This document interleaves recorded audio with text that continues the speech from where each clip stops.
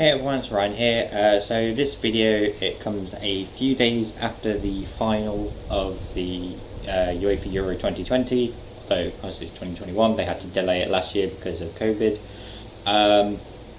So I did a video a few weeks ago, sort of partway through the tournament itself, of like my predictions for it, who I thought was going to win, stuff like that, and I'm basically going to go over how my actual predictions were and the actual results. So I'm going to start off with the first group, Group A. Italy won all three games for 9 points. Wales and Switzerland both got 4 points. So I believe the fourth best third place teams is such a confusing way of doing it. There's 6 groups of 4, but it's around a 16. So essentially 12 teams will qualify based on first and second, but then the 4 best performing teams after those teams also qualify. Switzerland was one of them. Essentially you had to get 4 points pretty much to also qualify. Group B, Belgium again won all 3 games. Denmark, Finland, Russia all got 3 points, but Denmark I think scored more, which is why they qualified. Finland and Russia didn't. Yeah, kind of a weird one to look at, considering like all 3 of the teams had 3 points. Like my team, Finland, were out by the group stage. I have like 4 teams. Belgium, who I did predict will win, they aced the group. Group C, Holland also got all 9 points. Austria got 6 points. Ukraine got 3.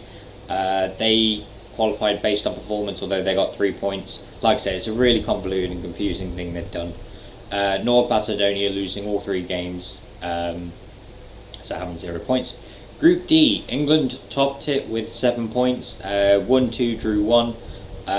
Both wins were 1-0 against Croatia and Czech Republic, and it was a 0-0 draw with Scotland. It was funny to me how Scotland was the most hyped match for England because of the history and all that stuff, and it was a really boring 0-0 match. I believe Czech Republic probably got through as well based on that. Looking at the other teams, yeah, so Czech Republic was the 3rd team that got through.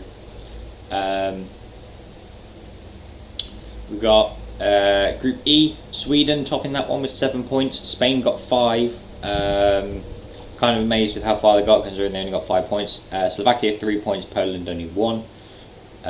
Group F, France topped that with 5 points. Germany and Portugal both got 4 points. Hungary, they managed to get 2 draws out of it, considering it was essentially a group of death, having France, Germany and Portugal in there. Portugal being the last of the 3rd place teams to qualify.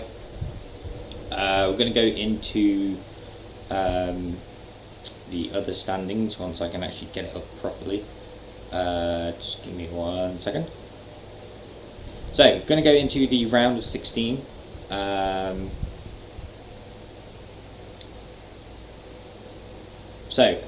Belgium beat Portugal 1-0. Italy beat Austria after extra time 2-1. Switzerland with a big shock beating France on penalties. Spain beating Croatia 5-3 after extra time. Yeah, like my other teams, Croatia, France, they're the 2 teams I had in the family draw, both out by the round of 16. My only other one was Scotland, who they also got knocked out in the group stage, so I didn't do very well. Yeah, like I said, the amazing thing, the World Cup winners and the finalists, like the other finalists, are both out in the round of 16. Yeah, Switzerland beating France on penalties, Spain winning after extra time. I thought Croatia had that one in the bag, to be honest. Italy just getting through after extra time to Austria. Kind of amazing with how the Euros ended with that as well. Ukraine beat Sweden after extra time, they won 2-1. England, I predicted that England would go out by the quarterfinals once they faced a big team like Germany or France or Portugal, or whoever. But yeah, Germany was their most comfortable win at this point, considering it was just 1-0. And when we got to Germany, I thought that would be it. Like that would be when Germany knocked England out. England managed to comfortably win 2-0. Really started to bring faith back into people that it could possibly, be coming home. I'm not really one of the people to be like, after like every time the tournament comes up that England are going to win, because it's been 55 years. So after a while, you're sort of like, is it though? Plus with all the other teams in there, like you've got Belgium, the number one team in the world. You've got Portugal, you've got Italy, you've got France, you've got Spain, Germany. There's so many teams that are, to me, level or above England. Czech Republic beat Holland 2-0, which was quite surprising given Netherlands completely aced their group. I thought they would have got a bit further than that. Denmark just smashing Wales 4-0. So Denmark in this, unfortunately during their first match with Finland, Christian Eriksen did collapse and had to go to the hospital, and he may have potentially have to retire from football. I feel like that sort of fired up Denmark, and they performed so well this tournament, and just for them smashing Wales 4-0 was absolutely fantastic.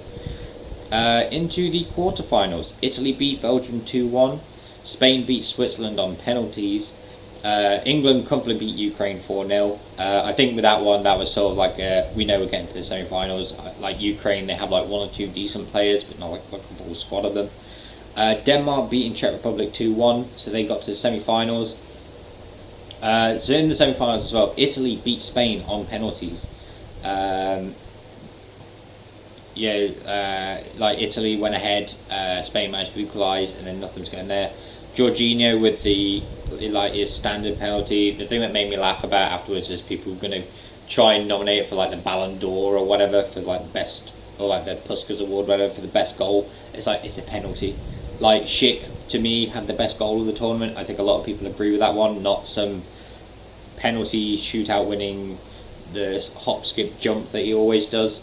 And then in the other semi-final, England beat Denmark 2-1 after extra time.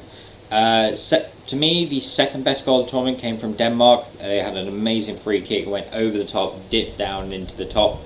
England managed to equalise later on, and then in extra time they managed to get a penalty, which again is very questionable because there was a second ball on the pitch for some reason.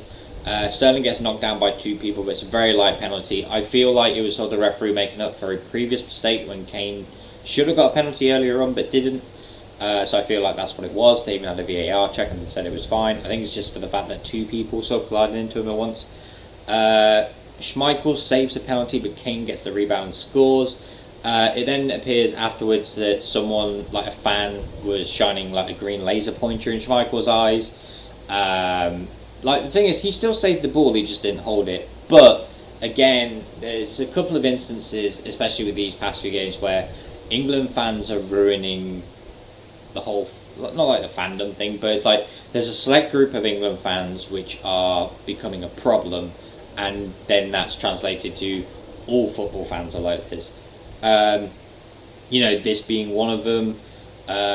Like we had one during the quarter-final, they for some reason on TV put the little girl crying into her dad's arms after Germany didn't win. Obviously a lot of England people are laughing at that.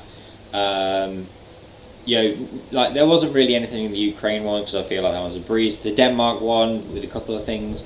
The worst one was the final. Like I said, I never would have thought England would have made it to the final, but it was amazing they did.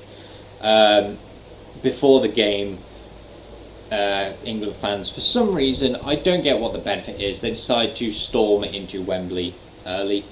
Like basically they get past security and the barriers, they get in the stadium. It's like there is no benefit to it. The players aren't there, the match isn't going to start earlier because you're in earlier. It just proves that there's, unfortunately, probably especially in the London area, a fair amount of England fans that just overstep the mark, and they basically set the whole fandom thing back a few steps. And that to me was just a sign of more, but not to me it was a sign, but basically it was an indication of more bad things to come, which I'll get into. So yeah, it's Italy versus England in the final. England managed to score after 2 minutes. Luke Shaw gets an amazing goal. Then we're literally sat there thinking, it could be, this is the first time we've been in a final since '66. We're in England, sort of like when we won the World Cup, there's always that thing that aligns. Like a lot of these games for England were played in England or Scotland. Like the Scotland one, I think, was in Scotland. Everything else was pretty much in England. The only one that wasn't, I believe, was Ukraine. I believe that was in Rome. But yeah, like we had a lot of matches on home, like home soil, so that probably benefited us. Italy managed to equalise in the 60th minute. Like the weird thing was, it was sort of like England's game plan is 60 minutes of defend, the last half hour is attack. The problem was we attacked early and then we had to be on the defensive for the rest of the game. Went into extra time. He brings Grealish on like the 105th minute or like 100th minute. I don't get why he didn't bring him on like on the 65th minute. We're not getting much attack in. Brings on Rashford and Bellingham just before, not Bellingham, yeah, no, Rashford and Sancho, sorry, just before the penalty shootout, because that's what it's going to. It does go to a penalty shootout. Kane scores his. Maguire steps up for a penalty. I'm thinking, why is Maguire, like Maguire's a centre back? Why is he takes the best penalty of the lot. He smashes the camera in the corner, and then it comes to the next three. Like Pickford manages to save one of theirs, so we're thinking we could go ahead.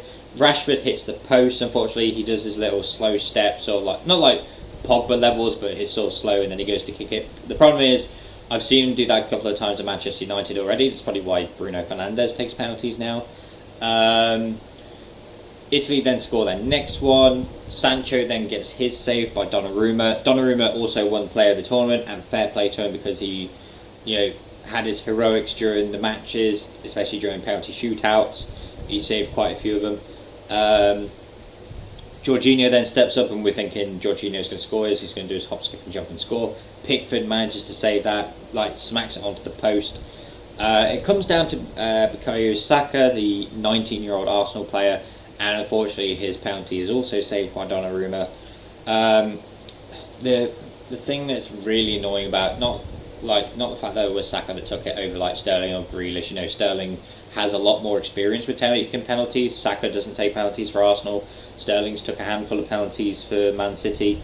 You got Grealish there as well, who's known to be a good goal scorer, very good penalty taker. At the end of the day, it was down to Southgate and his decision. He said it was how they were in training, which is fair enough. Training and the match are two different things, but if you think that they're more likely to score a goal, then fair enough. It was just the people, like especially on Twitter and social media afterwards, just immediately going after Rashford and Saka and Sancho, basically three black individuals, and all they did was just hurl so much racist abuse at them, forgetting the fact that they're also English and they are human. Like, I don't get the whole concept of racism. We're all the same species. Why should how someone else looks like define them and be a reason to hate them? And yeah, for some reason it's took a couple of days now for social media to actually start to me, social media, if someone's being racist, that should be a breach of their guidelines. So I feel like they should put their personal information out, but they should at least inform the police and authorities about it, because arrests have been made because of racist tweets and comments and stuff like that. Also, after the match, people get into fights outside. I have no idea why. Just a handful of English fans just attacking Italian fans and other people just because they lost. And yeah, it just paints such a bad picture for football fans and England supporters, because it's like if a fair amount of them do it, that means all of them do it. It's just this unfortunate hooliganism we have with football fans. To me, it's like I don't want to say bipolar, but that's sort of how it is. It's like if they win, they're great. If they lose, it's just full of rage and hate and all this stuff, and there's no in between for them. They can't go, oh well, at the end of to me, it's like when they say the penalty. It's like there's not much Saka or Sancho could do about their penalties. Donnarumma saved their shots. I don't know what else you want from them. But yeah, and then Harry Kane, Maguire, Mings, a lot of the England players and the England Twitter profile and social media profile and all that stuff, pretty much said what I sort of feel should be said, as far as basically racism and hatred of that thing should not be acceptable, should not be allowed. Something needs to be done about it, and if you are one of those people, then we don't want you, essentially. And I'm on the same page. I do not welcome or want to be associated with anyone that is like racist, homophobic, sexist, anything like that, because there's too much hate in the world, and if you keep fueling it like that, it's not going to get any better. So if we can not just block it out, if we can remove it entirely, that's pretty much what we need. And unfortunately, social media gives these people this invisible wall of security that they can hide behind and shout from without any consequences. I feel like it's time to remove that wall, especially with social media. They can remove that wall and grab them and, essentially give them the punishment and treatment they deserve. It was like, from what could have been such a positive insight on, England made it to a final. Like, there's a stat of England in their history of football have made 6 semi-finals in their entire football history. Southgate's been responsible for 2 of them, so that tells you what you need to know about Southgate. It's still a step further. World Cup, we got to the semi-final. Euros, we made it to the final. We took Italy to the very last minute to penalties. Like, there's some positivity about that. Some of our players have been out injured, so we can, hopefully with the World Cup, we have some of them back. Some of our players didn't even have domestic cup experience. I don't think Mason Mount's played at a World Cup or Euros before. Saka definitely hasn't. I don't think Sancho was at the last one. We had a good handful of players that it was literally their first time at some big, like super big occasion, like playing for your country like that. And now they've got that experience, and now they know what the final feels like. And to come just short should be able to fire them up for next year.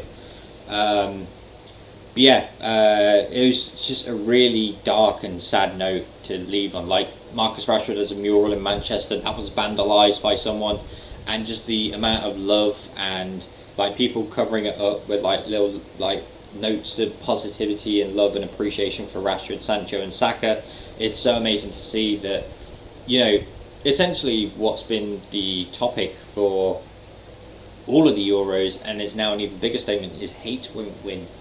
And I feel like if we keep going to the levels we are, and if Twitter, Facebook and wherever these abusive messages and posts are being put, if they can basically take their IP address and figure out where it is, and then just inform the police of it, and then they can make arrests or do whatever actions possible. I know in a way it's a breach of privacy, but I feel like if you go to that extent, you are breaching Twitter's, like Twitter/Instagram/Facebook, you're breaching their community standards, and I feel like if you do that, then they should be allowed to do that, because you have done something that deserves some form of consequence for it. I don't have anything against obviously Rashford, Sancho, Saka, or any of the England players. They've done an amazing job. Like I said, I was one that I never believed it was coming home. I thought they'd be knocked out by the quarter-final the second they met Germany or France or Portugal. They made it all the way to the final. They made me believe that it could possibly, actually come home for a change. The semi-final was where I was worried most, because Denmark had so much to fight for. And Denmark, considering what happened with Eriksen, they had an amazing performance. Goal of the Euros for me goes to Schick for Czech Republic against Scotland, the one from almost the halfway line. Second place would be the Denmark free kick against England. There's been a handful of great ones. Thorgan Hazard for Belgium. Chiesa had a great one. I can't remember which match it was, but that was a really good goal. Like I said, England did way better than I thought it would, and it will make me believe that they can do very well in the World Cup. I with the World Cup was it was great they got to a semi-final, but my issue was the teams they faced on the way. You had Panama, you had Tunisia. They should be 2 easy wins. Tunisia, we won in extra time. Panama was an easy win. Belgium, we lost to. We then had Colombia was probably the hardest one in the tournament, but we also had Sweden. Sweden was an easy 2-0. We got to the semi-final. Croatia unfortunately beat us in extra time, but then we had a third place playoff with Belgium, and they beat us even harder than the first time. So when I saw that Belgium beat us twice, we lost to Croatia, we edged past Tunisia, I wasn't very hopeful coming into this Euros. But they've done a really good job. I think unfortunately, what the message was from a lot of fans along the way was Grealish should have got more time, because you saw the difference he made when he came on in like the 70th minute. So I don't get why he didn't play as much or do as much. I think essentially he had one start and he played like 150 something minutes. So not even 2 full matches worth is how much he played in the 7 matches they had. Kane got off to a really slow start. Sterling has recovered from the World Cup. He was one going into it. I was like, why are we taking Sterling? Because he was crap during the World Cup. He pretty much proved a lot of people wrong. He ended up scoring 4 goals, I believe. Kane, I believe, also scored 4. But they didn't come until the the knockout stages. So Sterling scored the 2 goals during the group stages. Kane and Sterling scored in the Germany match. Kane scored twice in the Ukraine match, and then he scored again in the Denmark match. Like I said, it was a really good performance by the England team. It's just unfortunate we have quite a lot of, fans, because that's what I'm going to call them now. I'm not like they're not proper fans if that's the type of abuse you hurl at players, especially if it's racist abuse like that. Like, the thing that bugs me is they'll put it down to, oh, I'm just passionate and it's just blah blah blah. It's like there's no excuse for being racist, for being sexist, for being homophobic. It's you as a person that you've either been grown up to be like, or that's unfortunately just how you've become. And pretty much like the England players and the social media page said, if that's who you are, then we don't want you, essentially. Because there's no room for that. But congratulations to Italy on winning the Euros. They pretty much were undefeated coming into this, and they remain undefeated, so fair play to them. Again, massive congratulations to England for making the final. Congratulations for Denmark to get all the way to the semis with the hard times they were going through. I look forward to the World Cup next year. I look forward to the new Premier League season in a few weeks' time. That's pretty much it. Like I said, it was kind of annoying that it ended on such a sour note because of a certain group of people. But it was nice to see some of the positivity that's come out of it. It was nice to see some great football. There were unfortunately some matches which were just 0-0 duds, but we did have some great matches in there. That's pretty much been my reactions and review of the UEFA Euro 2020. Thank you for watching this. I will be back on Saturday, which is another day off for me. That's kind of why I left it till now. I've been busy with work this week, and today's my day off. On Saturday, I'll be back with Money in the Bank 2021 predictions, because I also do wrestling stuff as well as football stuff. That'll be it. Thank you for watching this video, and I will see you in the next one. Right.